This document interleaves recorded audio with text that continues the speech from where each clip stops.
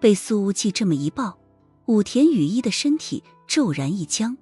这算是临别的拥抱吗？他在心中问出了个问题，但他自己在下一秒就给出了否定的答案。这不算，这充其量只能算是苏无忌在感谢他的。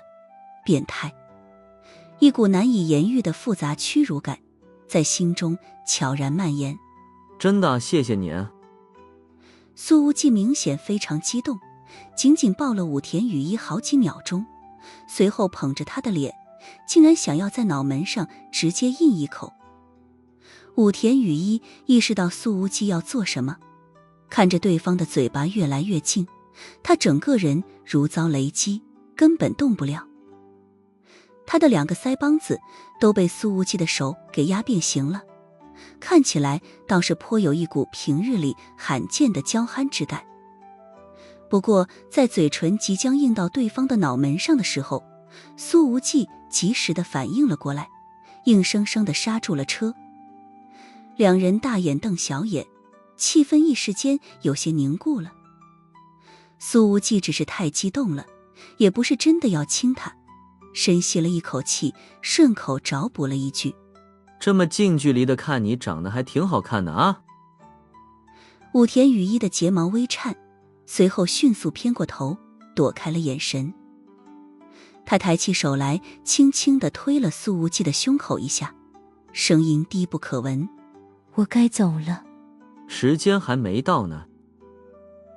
苏无忌说道：我还有好些问题没问你呢。在武田雨衣把他的某些奇怪想法说出来之后，苏无忌就像是发现了一块未开垦的肥沃田地，恨不得立刻开始深入挖掘。武田雨衣可不想继续暴露自己的阴暗面，言不由衷地说道：我也回答不了你的那些奇怪问题。苏无忌却继续不依不饶地追问：如果你是这个养成者，那么除了观察之外，你还会做些什么？我不知道。你知道？我不是套。武田雨衣还想拒绝，看到苏无忌仍旧盯着自己的眼睛，目光中还带着热切之意，于是又说道：如果是以前的我，会培养他们对我的忠诚心，然后在必要的时候替我去死。他还专门强调一句是以前的我，然而苏无忌根本没在意这个前提。他评价道：有点变态，但还不够变态。武田雨衣的眸光清明，轻声道：你说话真难听。苏无忌说道：我并没发现许家烟的身边有这样的观察者，要不你再想想。武田雨衣说道：这个人在现实世界里的身份也许很不起眼，也许他的易容水平极高，瞒过了你的眼睛，也许他从未在你面前出现过。可我总觉得许家烟没那么傻。苏无忌说道：还有别的可能性吗？武田雨衣说道：养成之后也有可能毁掉，就像一些艺术家会在完成了自己最成功的作品之后，也会将其彻底毁灭，让完美永久停留在破碎的那一刻。毁掉之？苏无忌的眉头一皱，说道：你的这个想法似乎更接近真相，果然只有变态才会理解变态。武田雨衣无奈地摇了摇头道：你的嘴巴真的很讨厌。苏无忌哈哈一笑：以后有你不讨厌他的时候。其实武田雨衣的分析已经非常有价值了，如果这些推测接近于真实答案的话，那么在许家烟以及那几个陌生女孩的身边，必然时不时地出现一双观察他们的眼睛。这个时候，审讯室的门被打开了，确切地说是被突然撞开了。一个高大的身影出现在了门口，把整个门框塞了个满满登登。小潘，你是？苏无忌非常惊喜。你怎么来了？此时他还抓着武田雨衣的肩膀呢。后者俏脸微红，本来那羞恼的面色看起来像是羞赧，起码在小庞看来是这样的。小庞立刻转过身，背对着室内。抱歉，老板，打扰了你和新任老板娘的好事了。别瞎扯淡，什么新任老板娘没有的事儿。苏无忌松开了手，说道：谁让你来的？千羽老板娘。小庞说道。苏无忌这才恍然，原来你就是千羽给我找来的那个高手，行吧？虽然差点意思，但勉强够用。小庞低着头进来，然后指着身后的高大女人说道：老板，这是王姐千羽老板娘的人。那高大女子的长相其实还不赖，五官之中透着一股清秀的感觉，但是由于骨架很高大，皮肤呈现出健康的小麦色，甚至明显能够看出一些肌肉线条，所以会让人觉得有些不太容易接近。苏少爷，叫我小王就好。王姐说道。苏无忌的目光在小庞和小王的身上来回转了转，开口问向高大妹子：小王，你是单身吗？小王：是的。小庞：老板，你想泡王姐？本来武田雨衣正在羞恼不已，此刻听了小庞这话，便立刻忍俊不禁，眉眼弯弯。没想到小王却说道：千羽姐是我老板，老板的男人，我不能抢，请苏少爷收起那些不合适的想法。这直愣愣的话语和那清秀的五官有些不太相称。苏无忌的脸都黑了，咬牙切齿地说道：你俩真是天造地设的一对。这一对高大男女都没什么表情，而身后的武田雨衣则是捂着嘴巴，弯着腰，已然笑出了花枝乱颤的感觉来。这是他这几天，不，很长一段时间以来笑得最开心的一次了。笑着笑着，一股怅然的感觉忽然莫名涌上了武田雨衣的心头。他忽然鬼使神差地走上前去，伸出了右手，自我介绍道：你们好，我叫武田雨衣。小庞：我叫小庞，你很漂亮，希望早日成为我的新老板娘。谢谢。武田雨衣：小庞先生真会说话。苏无忌艰难地说道：我从来没听过别人夸小庞会说话，你是第一个，果然够变态。武田雨衣没搭理他，随后转向了小王。然而后者却没跟他握手，语气也是冷冷淡淡：我叫小王，我不希望我的老板再多一个竞争对手。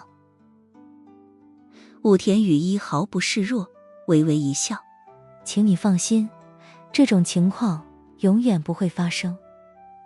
说这话的时候，他忽然想起自己在艾斯戴尔面前曾经放过的狠话：如果爱上他，我就自杀。走吧，我送你下楼。苏无忌拍了拍武田雨衣的肩膀，顺口客套了一句：以后到了那边照顾好自己。这突如其来的叮嘱让后者的心忽然有点乱，不知道该说什么好，只能默不作声地下了楼。至于那位阿切尔，此刻正站在车边抽着烟，微笑着招手呢。他看了看时间，比我想象中结束的还要早一些，我还以为你们要使劲缠绵一会儿呢。武田雨衣双颊上的淡淡红晕尚未完全褪去呢。听了这句话，默不作声地拉开车门，准备上车。苏无忌冲着他的背影喊了一声：保持联系，以后如果还有什么变态的想法，请记得第一时间跟我分享。武田雨衣的身体一颤，随后匆忙上了车，头也不回。阿切尔哈哈大笑：这样的姑娘才真正适合穆哲庭。苏无忌忽然一把扣住了他的肩膀，将之搂到了一旁，说道：你是兰德影视公司的星探，可在兰德办公楼下的地下室里。他的话还没说完，阿契尔便说道：我知道。苏无忌的眉头一皱：你知道，但不是我干的，我也懒得管。阿契尔拍了拍这青年的胸口：别用那么充满正义的眼光看着我。禁锢亭都关了这么多人，蝮蛇组织这小打小闹的，在我眼里能算什么？他似乎有点不屑一顾。苏无忌冷笑：你们禁锢黑渊的人可真是三观不正啊。阿契尔抬手指向车里：他也三观不正，说不定以后还会越来越歪。苏无忌眯了眯眼睛：也许不会。阿契尔轻轻摇了摇头，随后又拍了拍苏无忌的肩膀：希望在见面的时候，咱们能够抛开恩怨，变成朋友。放心吧，这不可能。苏无忌说道。阿契尔却笑道：你如果执意要将蝮蛇组织连根拔起，那么或许能有一些新的发现。黑暗世界真的很有意思啊。听了这句话，苏无忌的表情微微一怔：什么意思？你说清楚。要是说的太多，我可就越界了。再见，优秀的年轻人。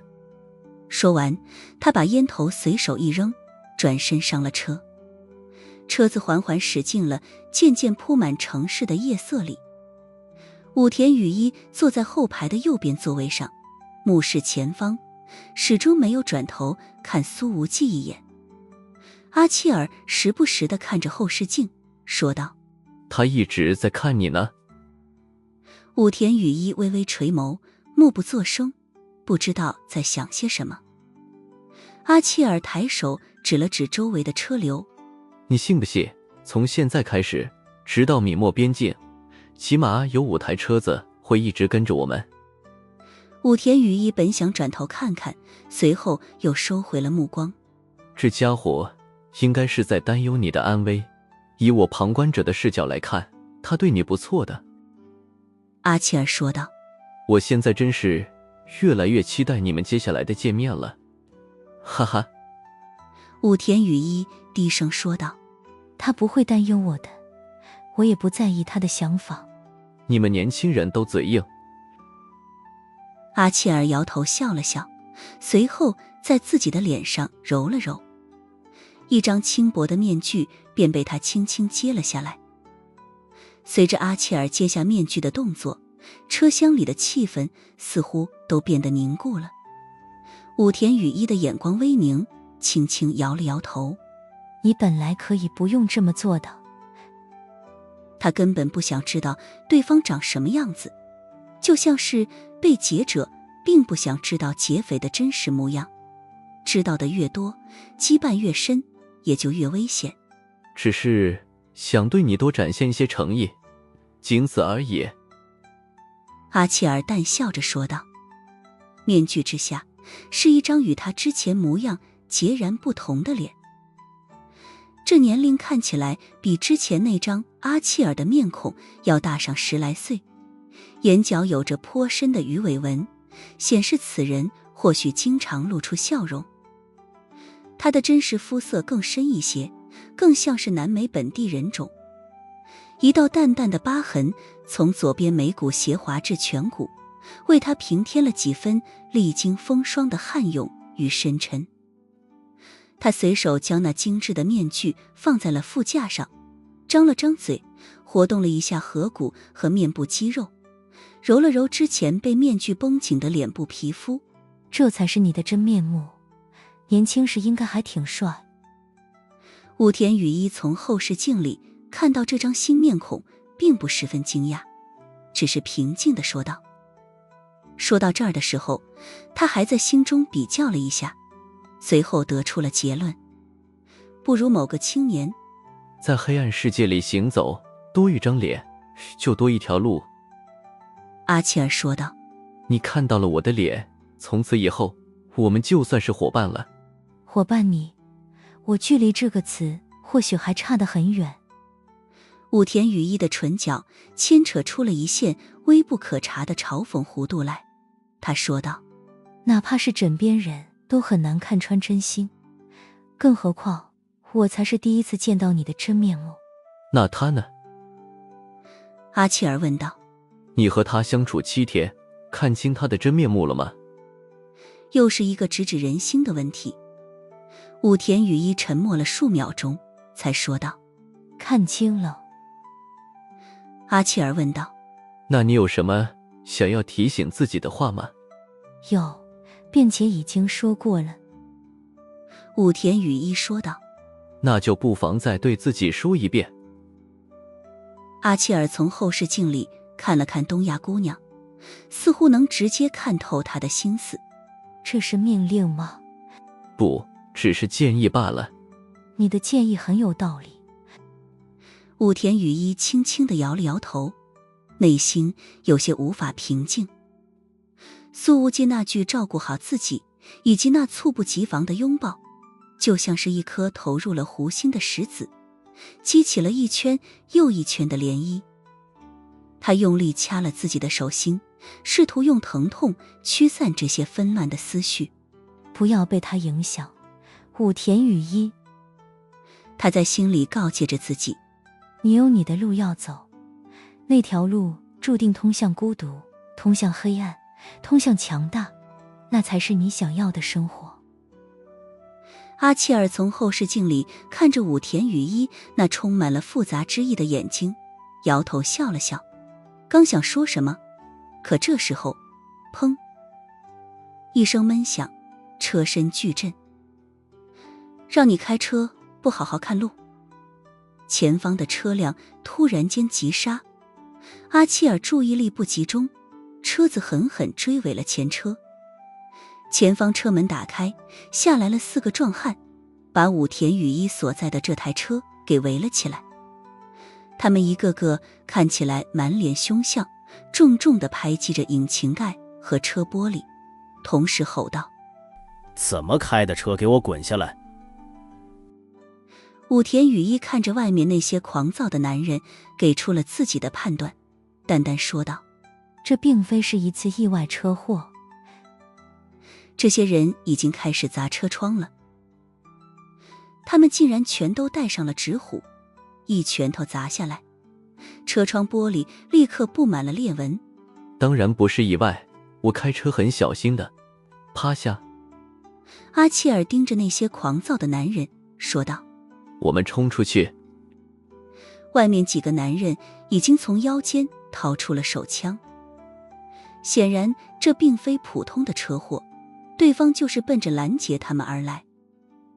武田雨衣立刻俯低身体，但奇怪的是，他的心脏并没有加速跳动，恐惧也并不算多，反而有一种冰冷的熟悉的感觉在血液里复苏。这是在生死边缘游走时才会产生的警觉和兴奋。然而此刻，阿契尔的油门才刚刚踩下来，一个高大的身影已经从另外一台车的车顶凌空扑下。和他那高大的身形相比，那几个壮汉明显就矮了一截，小了一号。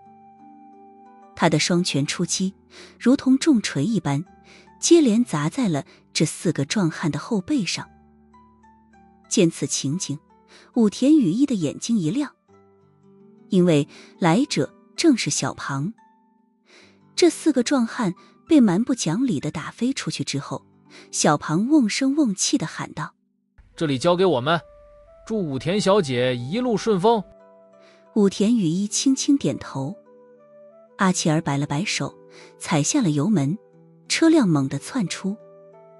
随着他的启动，左右两侧同时各有一台车跟上，但显然不是敌人。阿契尔的唇角勾出了一丝弧度。你看，我没说错吧？那个小子真的派人在保护你呢。看着两侧跟上来护卫的车子，武田雨衣的心中又涌出了一阵复杂。之前在心中提醒自己的那些话，好像也都失去了作用。刚刚制造车祸的是什么人？武田雨衣问道。谁知道呢？也许是蝮蛇组织的爪牙，也许碰巧遇到了这里的黑社会，也许他们是对你见色起意。阿契尔说道。武田雨衣淡淡说道。你人老，实话不多。阿契尔笑了起来。你其实应该已经猜到了答案，否则的话，我也没必要折腾了这么一大圈来接你。武田雨衣轻轻点头。看来穆者庭没那么容易进去。总会有一些阻碍的，或许来自于无面者，或许来自于你的竞争对手。阿契尔说道。刚刚那些都是试探，顶多算是开胃的小菜而已。武田雨衣，我的竞争对手多吗？寥寥几人罢了。阿契尔说道。你接下来的生活会很有意思的。武田雨衣，我其实并不期待。他随后就不讲话了，眼帘垂下，盯着自己那交叠在大腿上的双手。透过后视镜，阿契尔看了一眼沉默的武田雨衣，缓缓开口，声音带着一丝不易察觉的探究。穆者庭是个有趣的地方，他收纳一场，也制造一场。武田小姐，我很期待你在那里会绽放出怎样的光芒，或者滋生出怎样的黑暗。武田雨衣没有回答，只是将目光投向窗外飞速掠过的风景。武田雨衣知道自己的未来正如这窗外的夜色一般深邃未知，并且模糊不清，危机四伏。但不知为何，苏无忌那张总是带着点痞气和不耐烦的脸，却像一颗微弱的火种，顽固地留在了他微冷的心底。良久之后，武田雨衣重新开口。前一段时间让禁锢黑渊主动断臂求生的决定是你做出来的吧？听了这句话，阿契尔沉默了几秒钟，笑了起来。果然我没选错人，在几个候选人里，你是第一个问出这个问题来的。武田雨衣说道。既然如此，不如重新认识一下吧。阿契尔终于不再隐瞒自己的身份，而是说道。穆者庭第7架构师阿契尔。武田雨衣从后视镜里看着对方的脸，丝毫不吃惊。他又说道。这是意料之中的身份。你在黑暗世界里难道没有其他的身份吗？对方这神秘又显赫的身份居然没有出乎他的预料。阿契尔干脆利落地说道。没有了，哈。武田雨衣不再跟他争辩，而是继续看着窗外。那两辆车还在一左一右地拱卫着中间的这辆车。阿契尔扭头看了看这两辆车，随后笑道。这3辆车的队形就好像他在把你捧在手心里。武田雨衣轻轻皱了皱眉头。你的眼角纹怪不得那么多，如果能把这让人不适的笑容收一收就更好了。阿契尔意味深长地说道。不，或许接下来我会笑得更开心，因为随着你加入穆者庭，禁锢黑渊或许将迎来新的时代。新的时代吗？武田雨衣轻轻自语，眼神却飘向了远方。那个青年的虚影开始不受控制地呈现在他的脑海里。取出了手机，他鬼使神差地发了个信息。我走了，谢谢，再见。发完了之后，武田雨衣盯着手机屏幕看了2分钟，没有等来回复，随后把屏幕一关，将手机塞回口袋，闭上了眼睛。佛罗里达州最大的城市杰克逊维尔市郊的一幢山景别墅内，一个身穿黑色战斗服的娇俏身影正站在客厅中央，鲜血从刀锋滴落在地，而在他的周围躺着好几个强壮男人，他们皆是被长刀洞穿了胸口，鲜血飙溅。而在别墅里面的卧室，有着3个被捆住了手脚的女孩，看起来都没成年。进来救人。那身穿战斗服的姑娘对着通讯器说道。话音落下，从外面冲进来了好几个与他穿着同款战斗服的男女，他们径直进入了卧室，开始解救人质，同时寻找着有没有其他的暗示。而这姑娘则是走到了院子里，摘掉了面罩，望着前方的山景，对着通讯器说道：未央官职报告，第7处人质藏匿地点被拔除，解救3名人质，击毙蝮蛇组织5人，小队无一伤亡。是的，他就是官职。许家烟来到了米国，曾经那个被拐卖的小女孩，如今已经成为了营月组织里独当一面的主力杀手了。这一次，在强大的情报能力支撑之下，营月多管齐下，四面出击，连续几记出其不意的重拳，仿若当头棒喝，把迈阿密蝮蛇组织打得找不着北。做得很好。通讯器里传来了未央的电子声：官职小队突袭10号藏匿点，注意安全。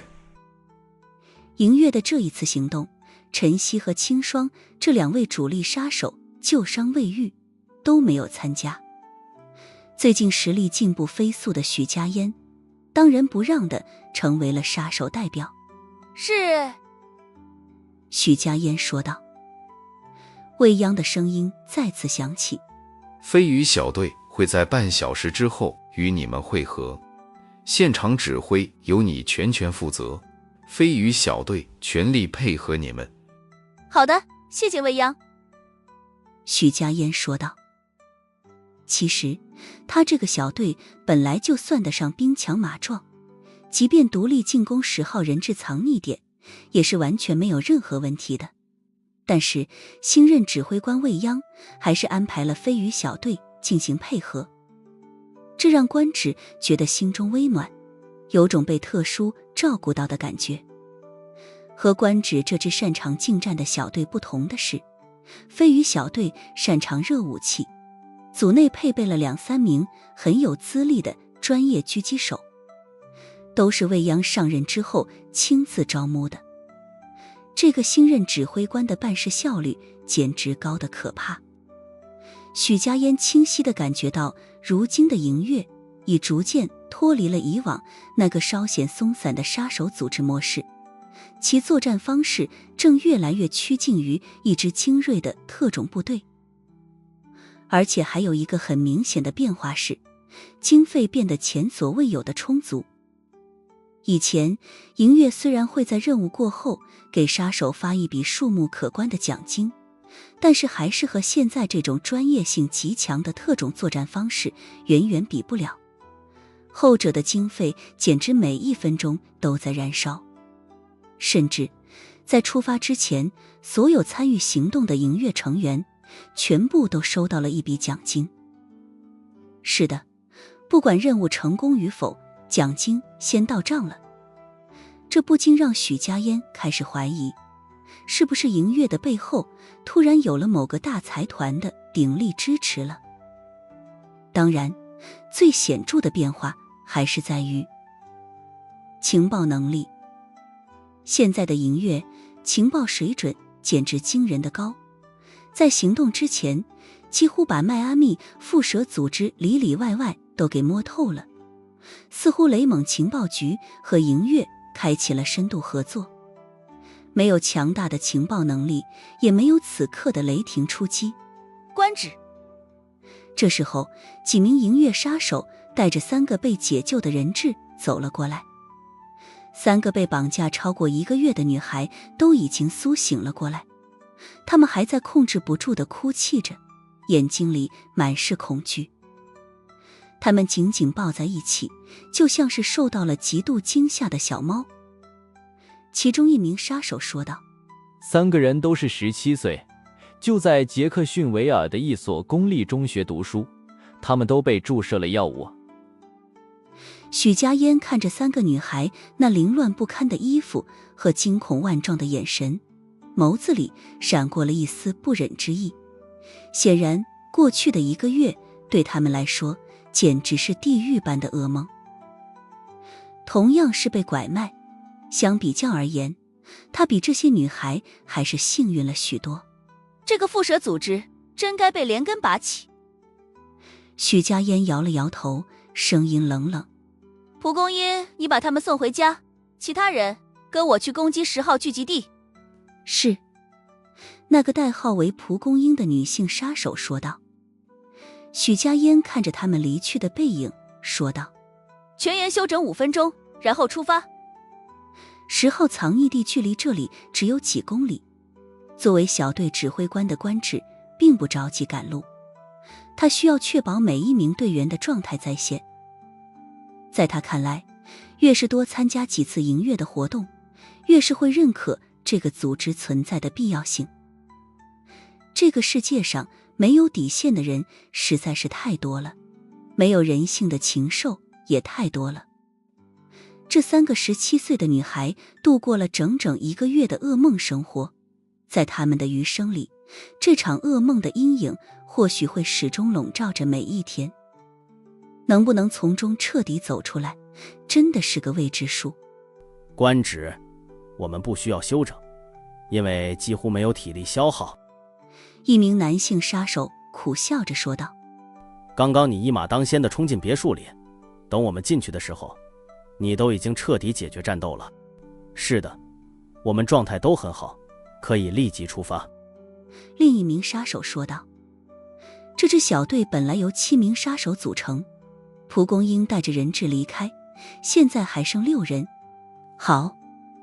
许家烟打开手表，看了看表盘上显示的飞鱼小队实时位置，说道：做好战斗准备，10号藏匿点是一块不太好啃的硬骨头。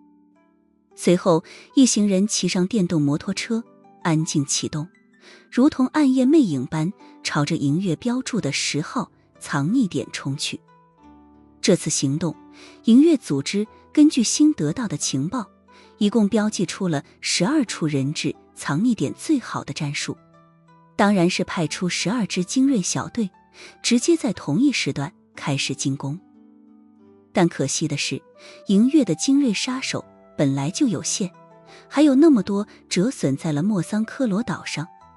在这种情况下，新任指挥官未央只能集中手头的优势力量，来对蝮蛇组织的据点进行逐个击破。砰！就在这个时候，前方忽然传来了尖锐的枪声。此时已经是晚上9点钟，在这一片本来相当安静的山景别墅区，枪声显得极为刺耳。官职小队全员猛地刹车。枪声来源2点钟方向，距离大约2公里。一名杀手立刻判断道。紧接着又是几声零星的射击，打破了短暂的寂静。通讯器中随即传来飞鱼急促的声音：官职，我们遭遇多名敌人伏击，被火力压制，短时间内无法抵达预定集合点。许家烟的心猛地一沉。飞鱼小队突然被数名狙击手阻拦住，这绝非碰巧的遭遇战。我去支援你们。许家烟说道。飞鱼的声音响起：不要支援我们去10号支援点，任务为先。完成任务为先，这是之前营月的规则。当时为了避免一人暴露之后牵连出一大串，杀手们都是单打独斗，彼此之间几乎都是互不相识。除了莫桑科罗岛的那次集体行动之外，他们很少有见面的机会。飞鱼此刻的观点也和营月的规则是一致的，哪怕他的小队被拖住，但若是能给官职小队创造出击溃10号藏匿点的机会，也是相当值得的。然而这个时候，通讯器里传来了指挥官未央的电子声：附近的官职小队去支援飞鱼小队。顿了顿，未央继续说道：强调一点，银月从此不再任务为先，而是队友为先。队友为先。未央的这句话一出，不禁让所有人的心里觉得暖暖的。现在的银月比起雪人在的时候，明显多了许多的人情味儿。谢谢未央。飞鱼很认真地说道。未央平静回应，等你们凯旋。许家烟把通讯器切换成了小队频道，他举着望远镜查看了一下周围的情况，压低了声音说道：这次袭击不是意外，我们或许也可能暴露在敌人的瞄准镜之下，全员放弃载具，就地寻找掩体散开。训练有素的杀手们没有丝毫犹豫，6人瞬间弃车，身影如同鬼魅般散入道路旁的树丛与景观室后方。几乎就在他们离开原地的下一秒，砰！一声沉闷的狙击枪响，划破夜空。刚才许家烟所站立的位置，柏油路面被打出一个非常明显的浅坑，碎石飞溅。狙击手3点钟方向，高地。一名银月杀手立刻汇报，敌人的火力远超预期，而且针对性极强。对方不仅知道他们的行动，甚至预判了他们的汇合路线和行进方向。官职，刚才他们的目标是你。另一名队员低吼道，刚才那一枪明显是冲着指挥官来的。如果许家烟的躲避动作稍慢半秒钟，就会被一枪打中腹部。他背靠着一块巨大的岩石，眸光冷静，不见丝毫慌张。即便刚刚才与死亡擦肩，他心跳速度甚至都没有加快多少。许家烟现在已经把自己定位成了一个指挥者的角色，而不是曾经那个单打独斗的杀手。越是在这种时候，越是不能有任何的慌乱。在遭受银月组织的当头棒喝之后，蝮蛇组织看起来被打得毫无还手之力，可是此刻竟然布下了这样一个请君入瓮的杀局。没时间细想，更多的枪声从四面八方响起，不再是狙击手的冷枪，而是密集的突击步枪射击声。显然他们已经被一支武装人员反包围了。交叉火力，我们被包围了。一名队员说道，初步判断对方的人数至少是我们的1倍，他们在压缩我们的活动空间。子弹如同疾风骤雨般倾泻在6名杀手藏身的掩体上，周围石屑纷飞，树叶破碎，强大的火力压制得他们几乎抬不起头，更别说组织有效反击了。而大部分的子弹都是射向许家烟所藏身的那块大石头，只是精准度差了一些。显然敌人的针对性极强。我去干掉狙击手。许家烟说道。他一个翻身直接跃了出去，速度极快。然而一股强烈的危险感骤然从心底涌出来。在这个紧要关头，许家烟硬生生地扭转了身体，强行改变了下落地点。砰！一颗子弹带着灼热的气流，几乎是擦着他的耳畔飞过，将后面的一棵小树直接拦腰打断。对方狙击手的枪法极为高超，一直在锁定着许家烟。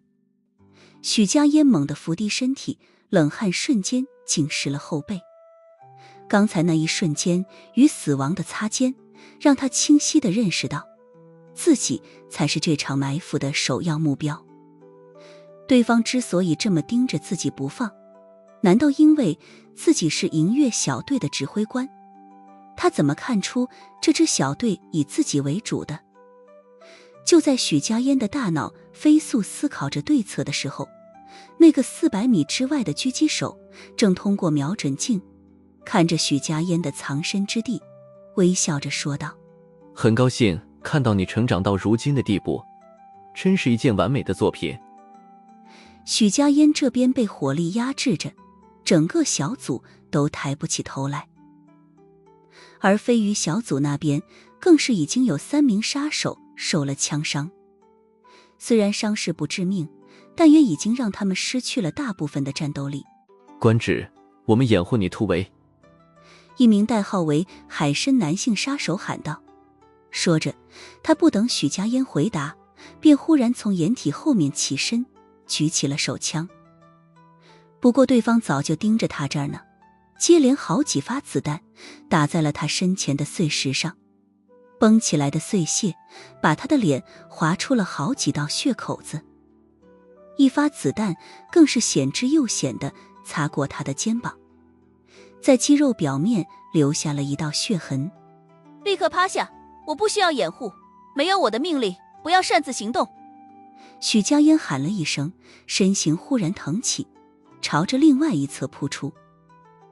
这一次他的周身力量迅猛爆发，速度极快，几乎比之前快出了1/3。这一下就连那个暗中观察的狙击手都被晃了个措手不及。许家烟连续几个迅速前扑，随后众人便看到如闪电一般的刀光在远处的夜色之下一闪而没，唰，接连2道血光飙起。2个手持突击步枪对迎月小组进行火力压制的家伙，此刻被许家烟的刀光直接劈开了后背，心肺皆是被劈成了2截。这一下迎月小组压力骤减。完成了这次成功的突袭之后，许家烟的动作不停，犹如行走在黑夜的夜猫一般，转而扑向另一个伏击阵地。妈哦，真是越来越完美了，我塑造了那么多作品，就只有你最出色。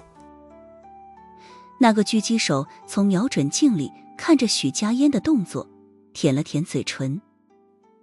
他试图扣下扳机，给许家烟造成一些危险，但是后者在进攻的时候仍然能够做出极为出色的规避动作，哪怕这个狙击手的经验极为丰富，此刻也几乎没找到什么合适的开枪机会。终于，随着4道血光接连溅起，许家烟喊道：散开突围，去支援飞鱼小组。这一次出击，他独自一人就解决掉了6个交叉射击的敌人。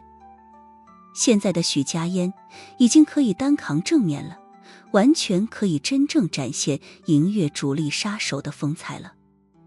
随着许家烟一声令下，观致小组迅速散开，个个速度极快，潜入了山林之中。那个狙击手短时间内也失去了目标，他没有再射击，而是微笑着自言自语：这次我真的很满意呢。似乎随着许家烟今天的惊艳表现，有一股很强烈的爽感在他的大脑皮层中被激发而出。他收起了枪，对着通讯器说道：加强火力，不要让迎月这么顺利，遇到那位新任指挥官还真是有点麻烦呢。停顿了一下，这个狙击手又说道：对了，还没切进他们的通讯器吗？让技术组加快速度，我都有点迫不及待的要和他通话了。5分钟后，观致小组终于抵达了飞鱼小组附近。许家烟又是一马当先，身形急扑，刀光连转，接连3名埋伏在阴影里的枪手毙命。这一下，飞鱼小组的压力也是骤减。飞鱼说道：感谢官职人助，我们现在可以进攻10号藏匿点了。等等，许家烟并未同意，他的眉头轻轻皱起，看向某个方向。之前那个反应神速、枪法了得的狙击手一直在盯着他，可是这几分钟以来，那个家伙就像是消失了一样，没有再射出一发子弹。这让许家烟的心中有些不安定的感觉。飞鱼，你的小组里还有几个狙击手？许家烟问道。飞鱼回答道：1名狙击手受伤，还有2名。许家烟说道：我之前遭受了狙击，大概在现在的3点钟方向，但现在对方肯定已经不在原地了。你让你手下的2名狙击手帮我找到那个家伙，好。飞鱼立刻对手下下达命令，在找到敌方狙击手之前，所有人不要离开掩体。然而就在这个时候，许家烟的通讯器里忽然传出了些许杂音，这杂音就像是电视忽然没了信号。然而许家烟知道，这不是通讯器坏了，而是有异常信号要切入进来了。紧接着杂音消失，一道低沉的声音响起：嗨，许家烟，你好呀。听了这声音，许家烟的身体为之一震，呼吸几乎都要停滞了。因为在这种时候，对方居然喊出了自己的真名，这背后的信息量可实在太大了。即便银月杀手彼此并肩作战，也是都不知道对方的真实名字的。你是谁？许家烟冷冷说道。很意外吗？不用意外，因为我一直在关注着你。这一道声音里似乎蕴含着颇为开心的情绪，显得心情极好。什么意思？许家烟冷声问道。然而接下来从通讯器里传出来的声音却让他有种不寒而栗之感。从你还是一个小女孩开始，我的目光便已经落在你的身上了。我看着你一路长大，变成现在这个优雅性感的大美人，几乎没有错过你生命中任何一个重要的节点。呵呵，我的所有家人和朋友都没错过我的生命节点。许家烟强行稳住语调，冷笑着。你到底是谁？但是你灵州的家人和朋友们可不会知道，你是从华夏北方的铁山市被拐卖来的。他们更不会知道，这位漂亮的女同学，这位前途光明的女医生，居然是银月的杀手。哈哈。最后这一声笑，让人听起来无比难受。许家烟感觉到脊背生寒，这可是没多少人知道的绝密信息。对方居然连自己5岁被拐卖的事情都知道，甚至还知道是从铁山市拐来的，那是连他自己都找寻不到的答案。一股寒意自脚底升起，瞬间窜至头顶。许家烟的手有些不受控制的颤抖，咬着嘴唇。你到底是谁？你知道我的父母在哪里？刚刚我用狙击枪给你造成了一点点的麻烦，当然如果你不够优秀的话，已经死在我的枪下了。这个低沉的男声夸奖道。你真的很棒呢。他的声音里透着一股变态的愉悦感，仿佛很享受许家烟的京剧。原来那个狙击手就是你。许家烟的头皮发麻，心中发毛，手脚冰凉，整个人都如坠冰窖。这种被窥视的感觉真的糟糕透顶。对呀，是我。这个家伙说道。既然我们今天已经打了电话，我希望我们能成为不见面的朋友。许家烟强行稳住心情，冷声问道。你做这些必定有所图，你究竟图谋什么？我只是一个很欣赏你的观众而已。这个家伙说道。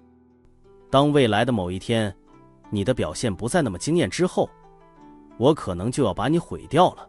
毁掉？许家烟说道。你既然打这个电话来，就不会只是为了说这些废话。你到底要做什么？那好吧，既然今天你来了，我就给你一个建议，也稍稍展现一下我的诚意。那男人开始笑了起来，笑声中带着一股阴恻恻的感觉。我知道你们接下来要去进攻哪里，但千万不要去，因为那里是一个陷阱，是一个为了银月，特别是为你精心准备的陷阱。你们如果执意要去的话……说到这儿，他故意停顿了一下，留下令人窒息的沉默。怎样？那我就能亲眼见证我最完美的作品是如何被毁灭的。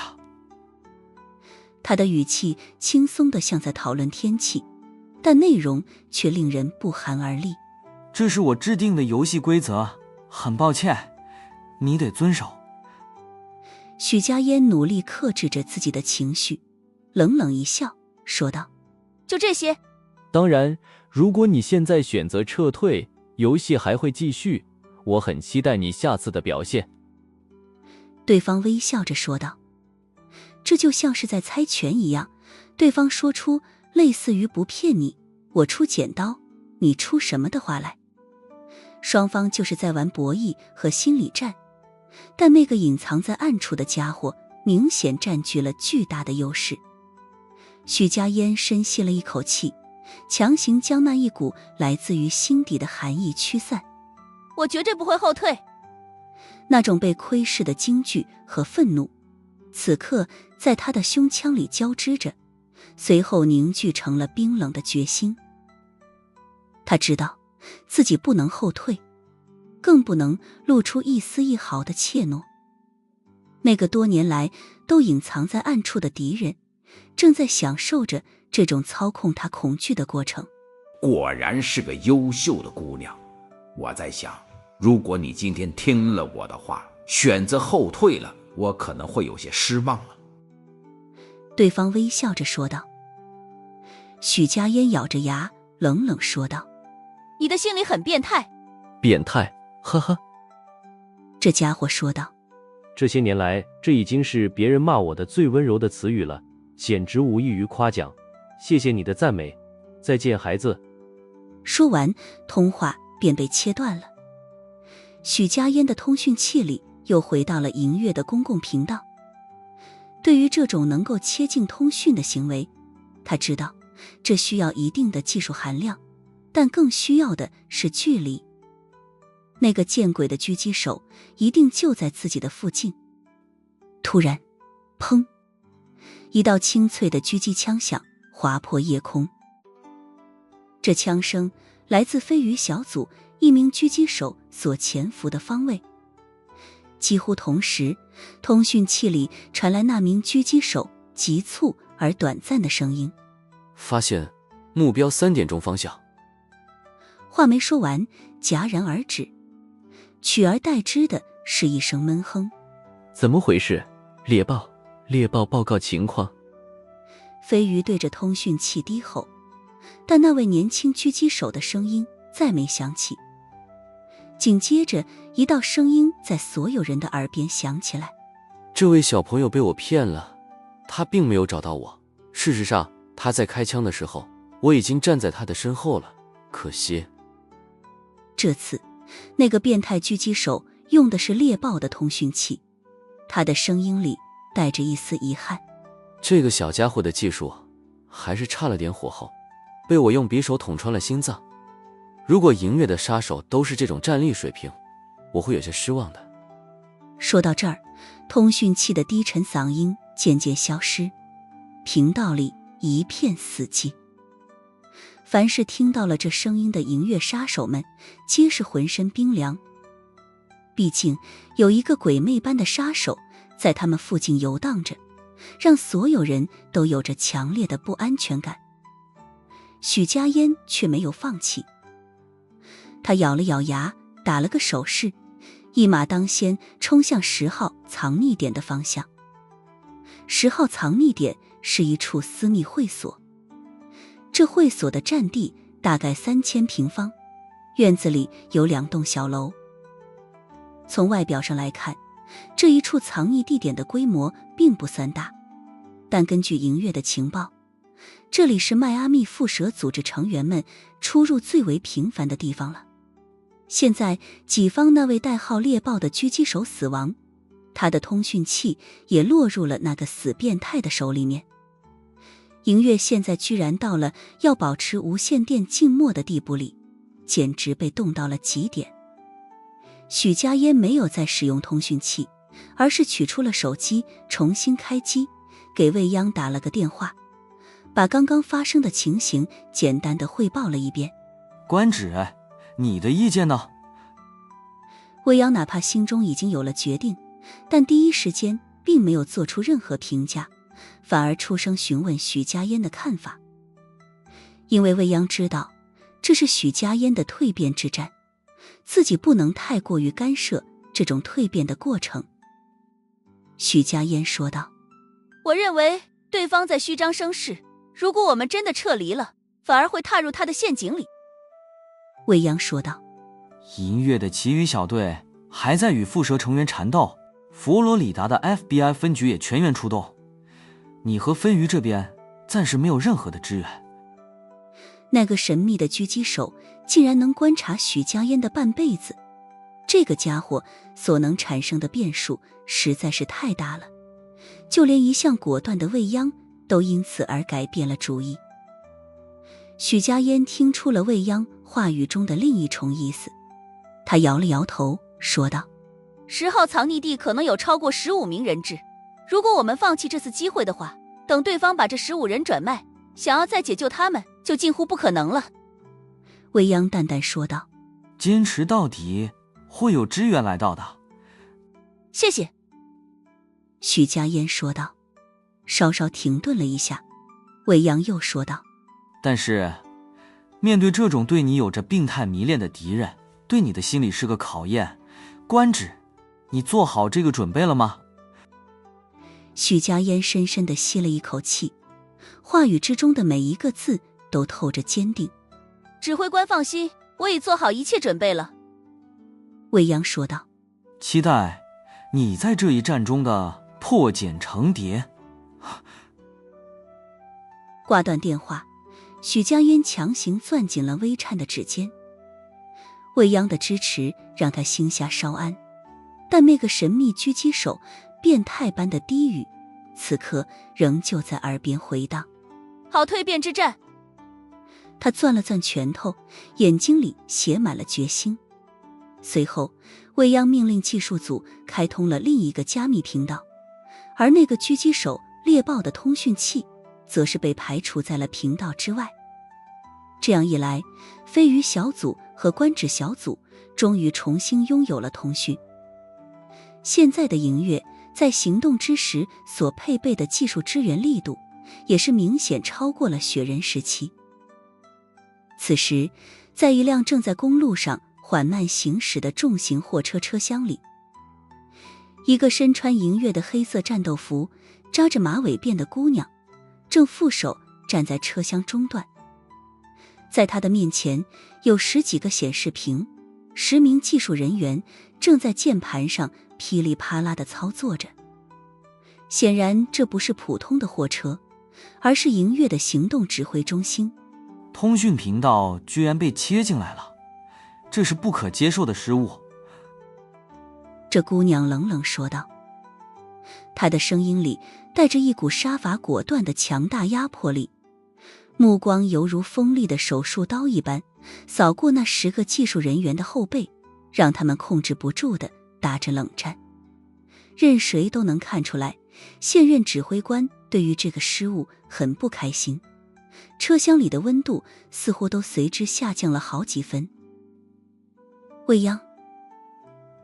而在车厢的后端有一个摇椅，一个男人坐在上面，身上盖着一张薄薄的毯子，显得还挺轻松，整个人的悠闲状态和车厢里其他人的忙碌与紧绷截然相反。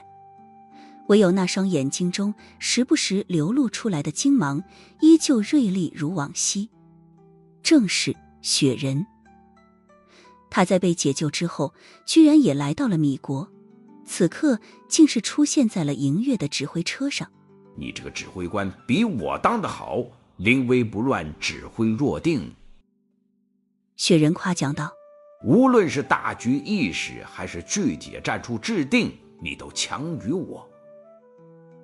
那马尾辫姑娘走了过来说道，雪人先生，别这么讲，目前的我肯定不如你，但以后确实说不好。这句话倒也不是很谦虚，毕竟雪人是一线杀手出身，在他的治下，银月的优缺点都同样明显。我喜欢你这种性格，雪人说道，简直天生为了银月而生。你确实比我更适合现在的银月。马尾辫姑娘摇了摇头，不，以我原来的性格，并不想接下这一摊子事儿。可你还是接下来了。雪人笑道，是因为心底的责任感被激发了出来，还是因为他马尾辫姑娘摇了摇头，眼睛里闪过了一抹不确定之意。或许兼而有之吧。我该喊你未央，还是喊你小魏或者小央？雪人笑道：随便吧，只是个称呼而已。马尾辫姑娘说道：但是真正的未央得拆开成2个人，我一个人担不起那么重的责任。雪人看穿了他的心态，了然地点了点头，笑着说道：他也很不错，那我私下里就喊你小魏吧，把小央这个名字留给他。马尾辫姑娘说道：可以，我们一家。雪人又说道：小央不在的时候，我就喊你未央，和其他银月成员一样。马尾辫姑娘没有太多的表情。我无所谓。一旁的技术人员忽然出声汇报道：敌人试图入侵指挥系统，已经被我拦截下来。未央沉声说道：技术水平如何？报告，初步判断对方拥有一流的入侵能力，但我们的系统经过多次迭代升级，他们短时间内无法突破核心防御。一名技术主管立刻汇报，语气谨慎：我要的不是初步判断和短时间内，我要的是绝对防御。未央的声音不高，却带着不容置疑的压力。守住我们的通讯地雷，这是底线，是保证完成任务。这些技术人员们顿感压力，一个个脑门见汗，他们的手指在键盘上舞得飞快，全力加固着防火墙。雪人看着这姑娘指挥若定的背影，眼中欣赏之意更浓。未央，这个突然出现的狙击手应该打乱了你原有的布局吧？未央凝视着屏幕上代表许家烟小队的光点，轻声说道：意料之外的变数，但危机也是磨刀石。官职需要这样的压力来突破极限，银月也需要这样的实战来检验最近一段时间训练的成色。他的声音平静无波，从中听不出丝毫的压力。也是，况且还有那小子在呢。雪人笑了笑，没有再多说什么，他的目光也投向屏幕，眼神渐渐变得深邃了起来。那个能道出许家烟身世的神秘人，其背后隐藏的东西，恐怕比眼前这场战斗本身更值得警惕。夜色下，许家烟深吸了一口微凉的空气，将脑海之中的杂念彻底摒弃。他迅速下达指令：飞鱼，让你的狙击手占据制高点，优先标记所有可疑热源和火力点，非必要不开枪，我们需要他的眼睛。明白。飞鱼立刻回应。海参，许家烟继续命令：你带2人制造正面强攻的迹象，动静要大，吸引对方注意力。是。海参说着，拎起突击步枪就冲了出去。其余人跟我从院子的西南侧潜入。许家烟说道。情报显示，那里有通风管道和视觉死角，是快速接近主建筑的最佳路径。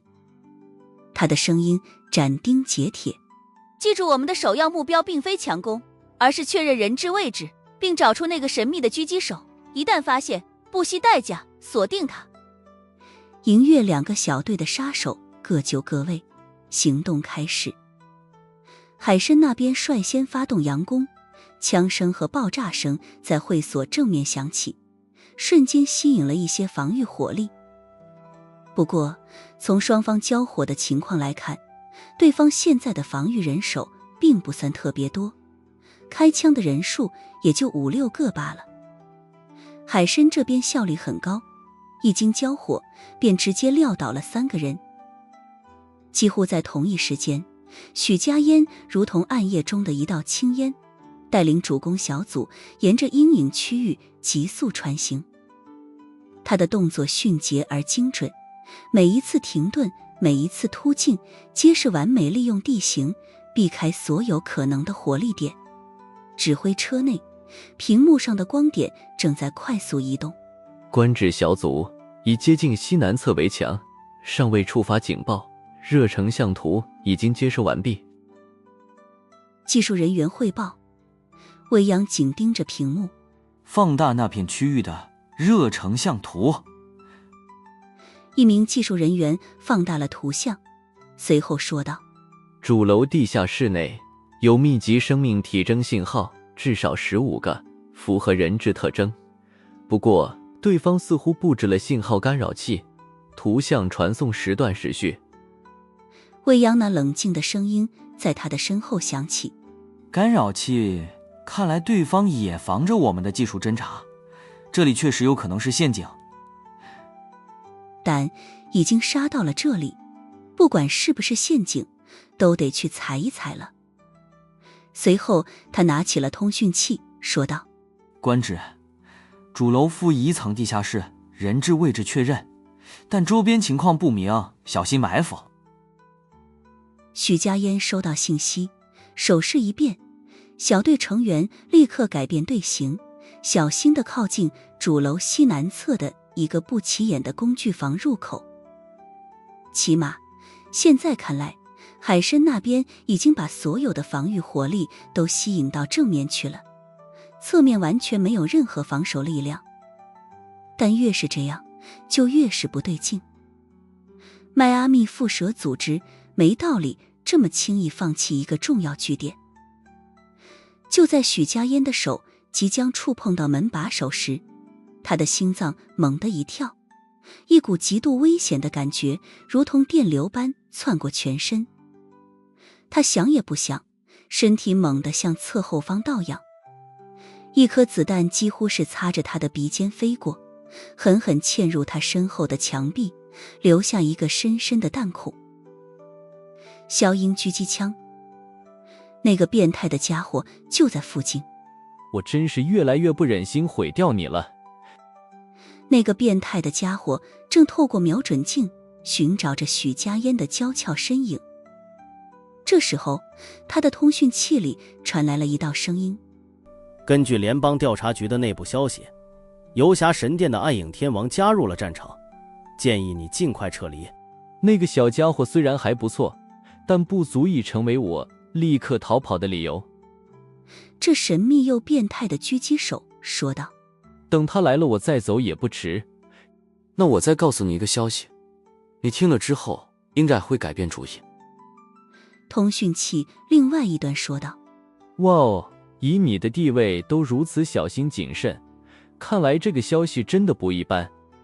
变态狙击手说道。通讯器那一端语气凝重地说道：华夏的军事考察团已经落地米国，据说兵王孤隼就在考察团里。